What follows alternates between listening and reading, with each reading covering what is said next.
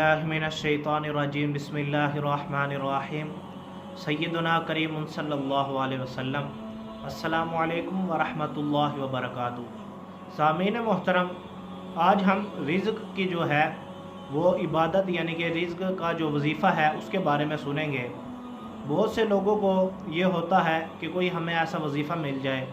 سامعین محترم، یاد رکھیں کیونکہ رمضان المبارک ہے اور رمضان المبارک کے اندر جو بھی دعا مانگی جائے وہ قبول ہوتی ہے، تو یاد رکھیے آپ نے جو ہے وہ 29ویں روزے کو، خاص طور پر 29ویں روزے کو سورہ واقعہ جو ہے وہ 3 بار پڑھنی ہے، اور پھر یہ 3 دفعہ سورہ واقعہ پڑھنے کے بعد آپ نے اللہ تعالیٰ کے حضور خشوع و خضوع کے ساتھ آپ نے اپنے رزق کی فراغی کے لیے، ترقی کے لیے آپ نے دعا کرنی ہے، تو اللہ پاک آپ کی دعا انشاءاللہ قبول فرمائے گا۔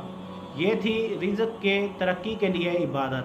تو اللہ پاک سے دعا ہے اللہ پاک ہمیں رمضان المبارک کے اندر زیادہ سے زیادہ عبادات کرنے کے توفیق عطا فرمائے۔ وآخر دعوانا ان الحمدللہ رب العالمین۔